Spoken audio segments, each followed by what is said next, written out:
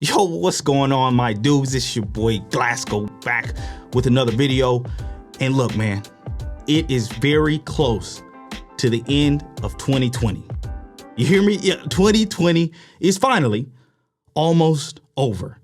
And I don't know if y'all are like me, but 2020 wasn't very good for me. But either way, if 2020 was great for you or it wasn't very good for you like it was for me, either way, we can still take a look back at our year and find out what did we do right, see what we did wrong, and let's do more of what we did right in 2021 and then less of what we did wrong in 2021. So today I'm gonna be taking you guys over the 5 biggest lessons that I learned in 2020, and I hope y'all can relate to some of these. If you do, actually in the comments, make sure to leave me a comment letting me know which lessons you guys learned in 2020. I'm excited to hear from you.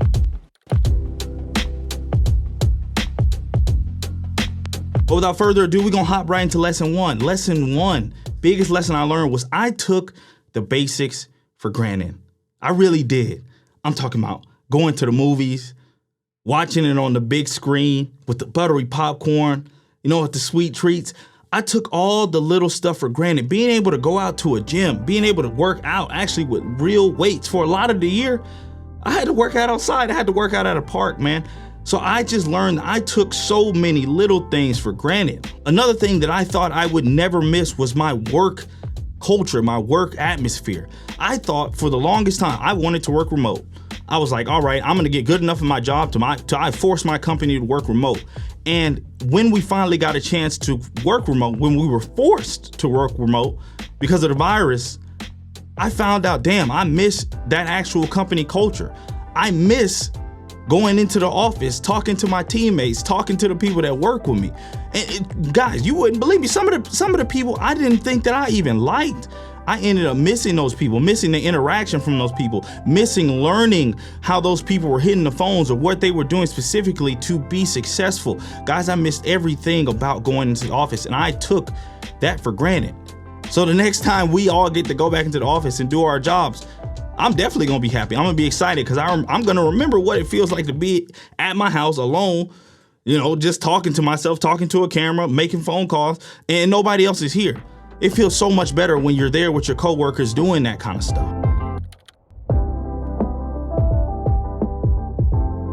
Another big lesson I learned was the value of friendships, the value of relationships. Guys, for a lot of my life, I spent all my time, all my energy just chasing success. I forgoed a lot of friendships. I pushed a lot of people out of my life. Hell, I barely talked to my parents because I was just so focused on hitting the goals. But what I found is when my success was kind of stripped away from me, when circumstances that I couldn't control kind of halted my success, I found out that, hell, success really wasn't that important to me. Because that's not what I was thinking about during this whole quarantine, during this whole year. I was thinking about, damn, I miss the memories I've made with some of my friends. I miss the relationships that I had. I miss having a group of friends that I could interact with. It was crazy because a lot of the times, like, man, I just wasn't thinking about, man, how much money could I make? How much clout could I get? I wasn't thinking about any of that. I was thinking about the good friends I had made. And so that's a big lesson I learned was don't take those friendships and those relationships for granted. Because when everything else fades, when everything else is taken away, those are the things that matter. So in 2021, I'm gonna have a very strong focus on continuing to build those friendships, on cultivating new friendships that really just add to my life.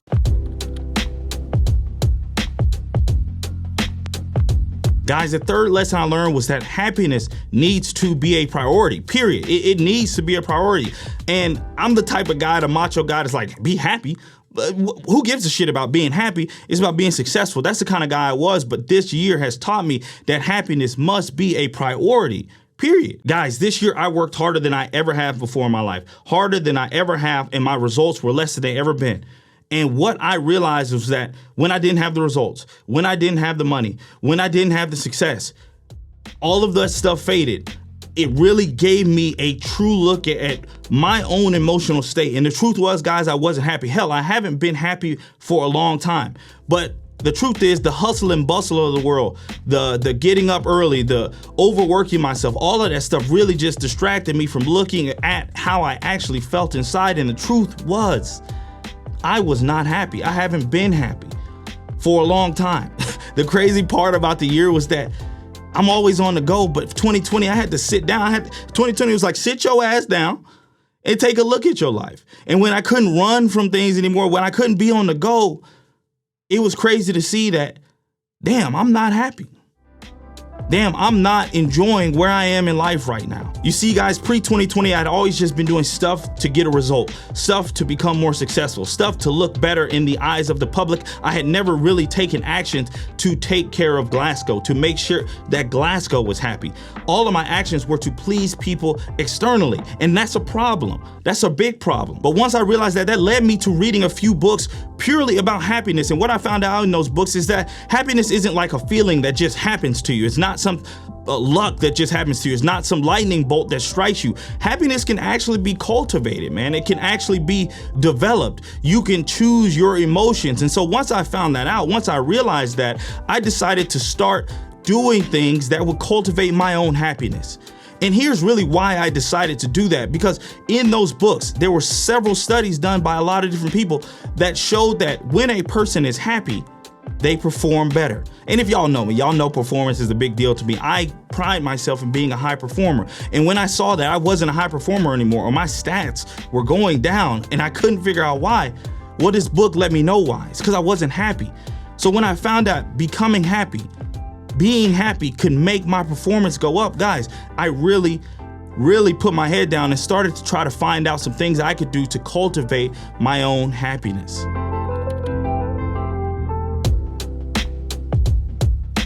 Guys, the next lesson I learned was you have to own your own.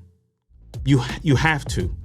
If 2020 didn't show you that you needed to own your own, then I don't know what else will. Guys, millions and millions of people lost their jobs this year. Millions of people did not have an income this year for circumstances that literally none of us could have guessed. Who in the world would have guessed that a random virus that came from God knows where would strike the earth and cause millions of people to lose jobs that they've been in for a lifetime?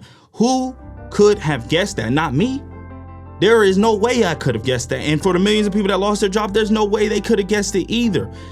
But let me tell you something. When they lost their jobs, I guarantee you that interrupted their life. I guarantee you that in some way caused them strain and struggle. And guys, what I found out, me personally, what happened with me is, first off, let me just say, my company handled this excellent. They were one of the first companies to send everybody home, allow them to work from home.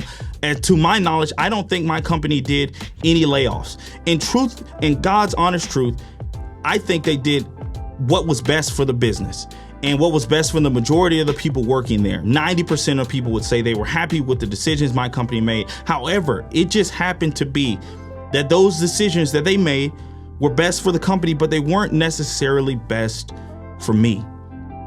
And so put yourself in my shoes.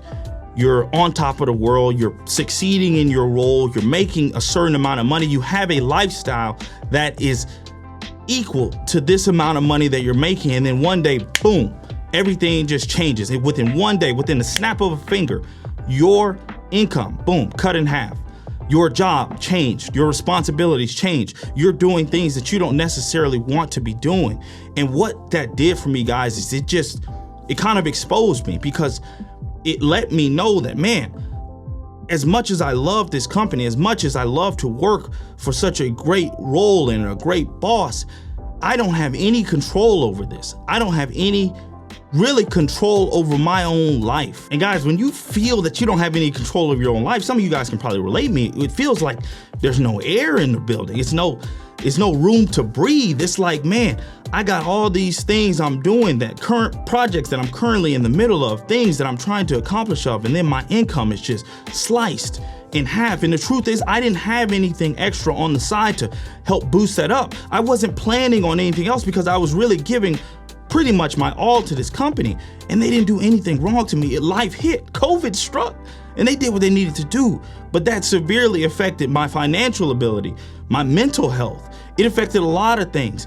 And so it led me to believe that, man, there is no way in the world that I will ever do anything for anyone else without at least building something for myself on the side. Guys, the truth is, I failed this year. Some of it was lack of skill. Some of it was lack of adaptability.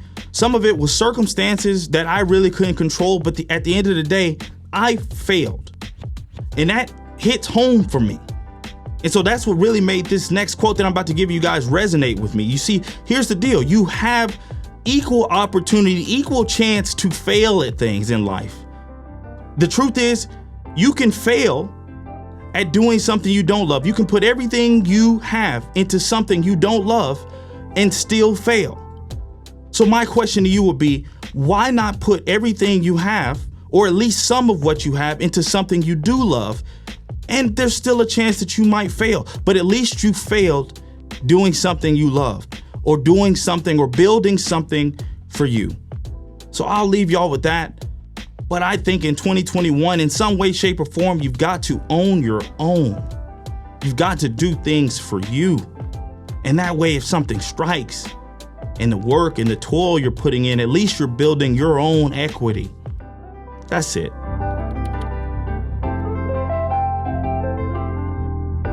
Life is cyclical, guys. Period. Like, life goes up, life goes down. Sometimes things are going really well, right? Sometimes things don't go the way you want them to go. 1 minute you feel like you're on top of the world, riding high, making all this money. The next minute things change. You don't have a job. Your job changes. You're not making this money. But the truth is, if you look historically, this happens all the time. Life goes in cycles. It goes in waves. And so if you know that, I know this seems like a conservative approach, but if you know that life goes in cycles, then my recommendation would be to prepare for those cycles. For instance, if you're riding high and you're crushing it, you're killing it with sales, don't go out and blow all your money on stupid stuff. Don't go out living life to your fullest abilities. Don't do that. Make sure that you plan for the next cycle, for the downturn, when things aren't going great, when things aren't going your way. That way, at least you're prepared. I made a big mistake of really just overdoing it during my times of success, arrogantly not thinking about there's gonna be some kind of downturn. But the positive thing I will give you guys right here is, when you're in a downturn, like a lot of us are, like I am right now, don't give up. Don't let depression get to you, because just like when you're riding high and you know things are going to turn around and start going on the downturn, the same thing will happen when you're on the downturn. When it seems like there is no light at the end of the tunnel, when it seems like you can't go any farther, when it seems like you want to quit. If you just keep pushing, if you just keep persevering, things are going to turn up for you. That happened for me a couple years ago. I was at the end of my rope, but I just kept going. I just kept chugging along. And little did I know, boom, closed a couple big accounts. Boom, life changed for me. Boom, went from making 60K to making 200K. Just things changed for me. So guys, just know that life goes in cycles. It's up and it's down. And you should do everything you can to prepare for both.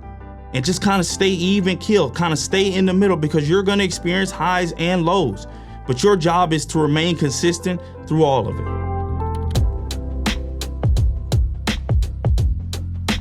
Adaptability is key. We've seen it time and time and time again. And we all know that the only constant in life is change. And quite frankly, this year, I got comfortable. I had got content. And I hate it, but I'm also grateful for it, because COVID really grabbed me by the neck and just shook my ass and said, boy, what you doing? Boy, get out of this level of comfortability, man. It just shook me and made me realize that I was comfortable. I was not being adaptable. I was not being able to quickly change to my situation and my environment. You see, what happened this year was people's situation changed. Their jobs changed. Their lifestyles changed. And when things like this happen, majority of people, 90% of people, what they do is they bitch and complain, and they wait and they hope for things to go back to normal. But the truth is, a lot of times things don't go back to normal. And then we have the other group of people who, the smarter group of people, they've accepted that the world has changed. They know that the world has changed and probably isn't ever going back. But what they do, instead of complaining and instead of waiting for things to get better, they change. They adapt to the world that they're in.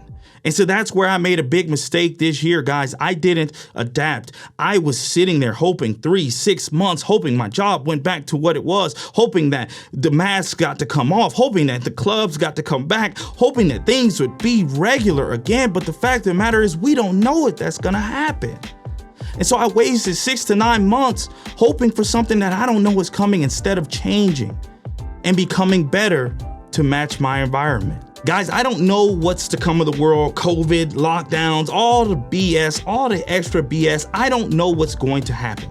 But the one thing I do know that is going to happen is the people that can adapt, the people that can change are gonna be the ones that survive. And so that's a big takeaway from me. Adaptability is key, and in 2021, I will be able to adapt better and I will be ready for change. And I hope you are too. Anyway, guys, I hope you found value in this video. Those are the top lessons I learned in 2021. If you found value, make sure to share, hit the like button, hit the sub button, hit the bell, join the gang. And I'll see y'all in the next video. Your boy Glass is out. Peace.